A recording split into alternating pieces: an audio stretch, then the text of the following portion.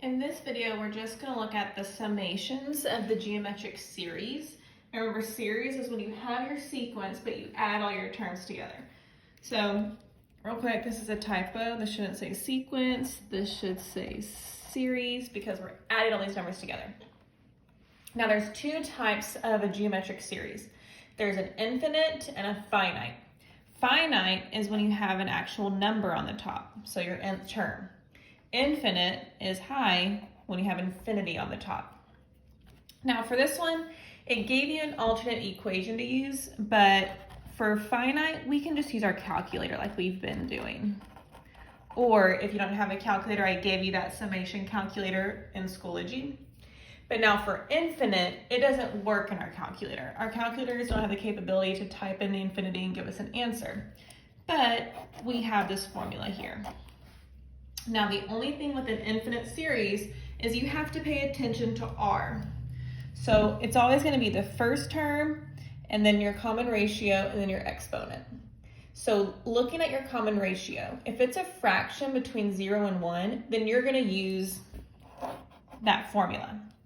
But if R is a number bigger than 1, like if you look at your formula and R is 3, then your answer is just infinity. You don't have to use this equation.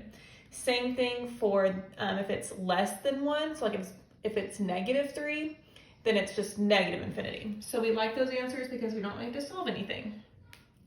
So go ahead and flip over to page 10. We'll look at some of these problems. So on number 10, I know that this is a finite series because there's a number on top. So I'm going to go ahead and take my calculator. Let's see.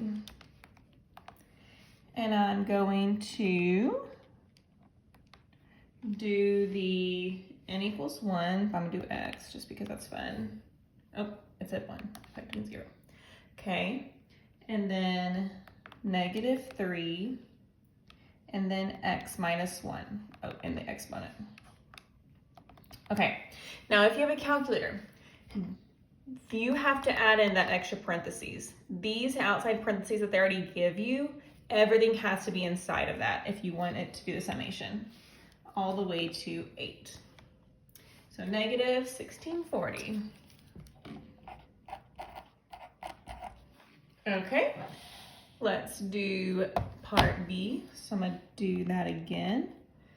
Now I'm doing x equals 0.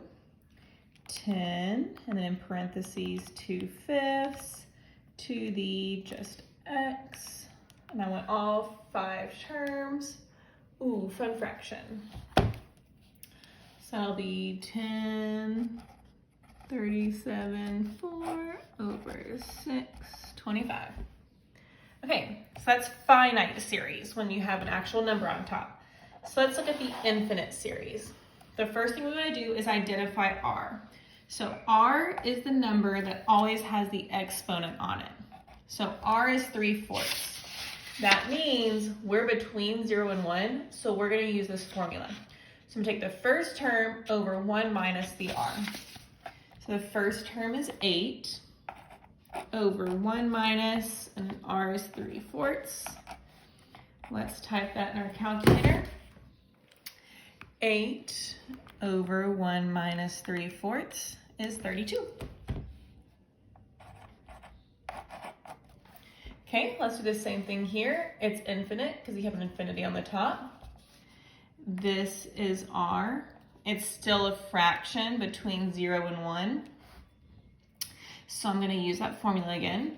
My first term is still 8 over 1 minus. Now it's minus and negative, so I'm going to change it to plus. Type it in my calculator, and I got 32 over 7. Wow, I'm a fast typer. Okay, part C looks different. Now, I know that this is an infinite series because of this ... That means it'll go on forever.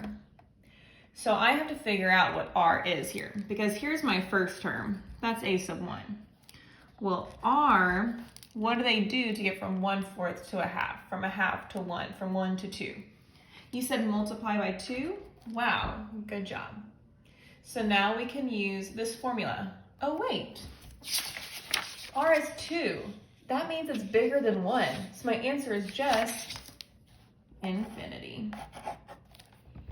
And that's how you do summation. Bye.